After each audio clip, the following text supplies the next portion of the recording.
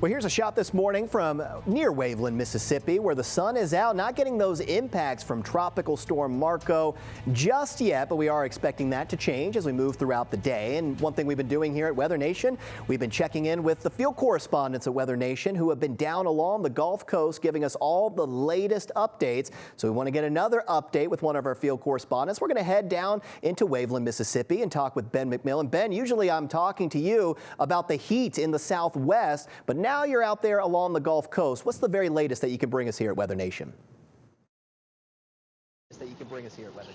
Yeah, Patrick, good morning. It's mid-morning here on the Mississippi coast. You can see Waveland, which you mentioned behind me. What I would call a beautiful day. We'll have our photographer pan off to the left to just show you the Gulf of Mexico here. Nothing too major, only waves of about 1 to 3 feet so far. So good news there, but things could change as we go into the afternoon hours as Tropical Storm Marco continues to move closer to the area here. WeatherNation has its team of field correspondents and meteorologists spread up and down the coast here to keep an eye on the conditions to see how much they change.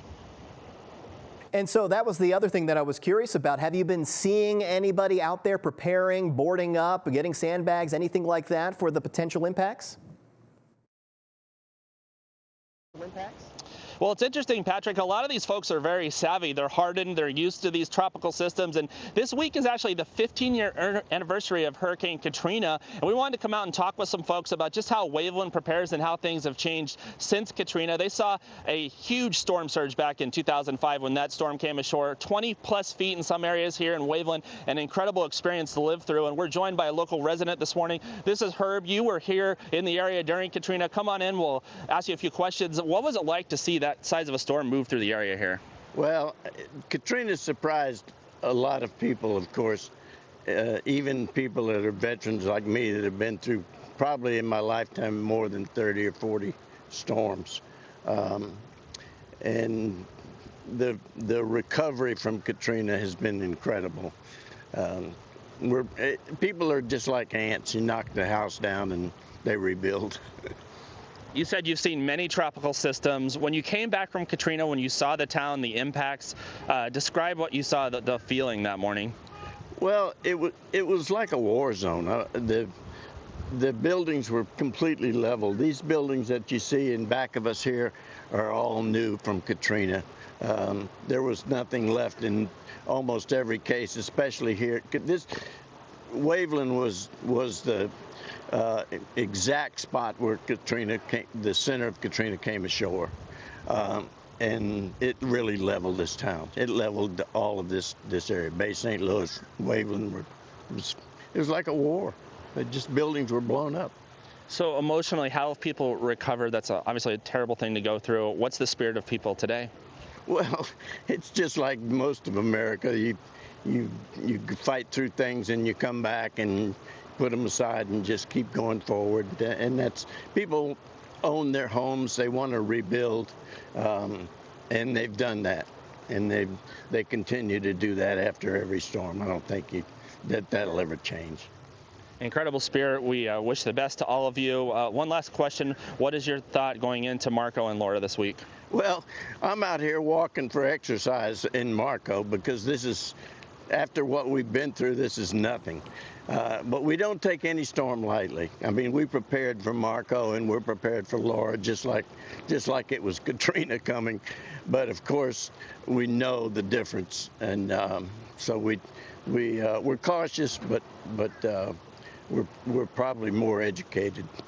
Well, that's great, and we wish you the best of luck. Herb, thank you so much. Guys, incredible spirit of the folks out here in Waveland. I think they're ready for Marco and whatever Mother Nature throws their way this week.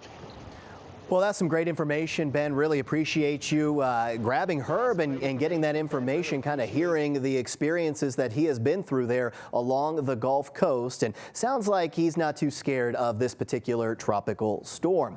Thanks so much, Ben. Now, as far as that forecast goes, we want to get some more information. And Meredith, you've got the latest on both Tropical Storm Marco and we cannot forget about Tropical Storm Laura. And I think that's something, Ben, or excuse me, Patrick and Ben, this is something that we really want to stress, is just because the one storm is going to be moving through, it's more on the weaker side, so we might not get some of the original impacts as forceful as we were seeing of the last couple of days.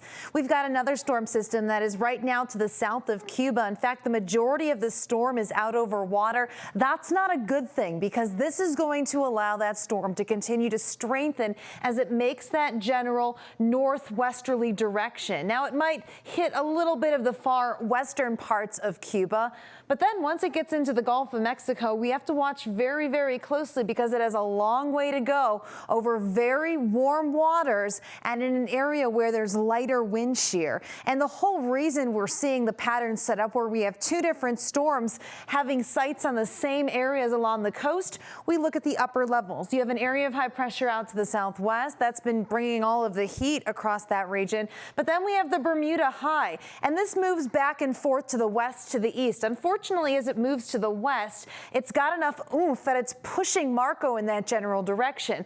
At the lower levels, we've got that low pressure setup over Texas. And as that pushes in and influences Marco, that's what's going to be letting it kind of just hang out there. It's not as strong as the Bermuda High.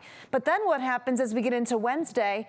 This is going to be a much bigger system. Laura is going to strengthen because of the warm ocean waters, the warm sea surface temperatures as it gets into the Gulf, and then the high pressure will continue to push it. But then you see that interaction here with that area of low pressure that is going to bring it in that general direction. And so this is a lot that could still change in the next couple of days. But one thing is for certain, it's going into an area in the coming day where it is going to rapidly strengthen. And as of right now, we are looking at it getting stronger and stronger into hurricane force winds within this storm. And with a very large wind and rain field, that's going to be causing impacts for a pretty large region. So stay with us at Weather Nation. We've got you covered. Coming up, your regional forecast.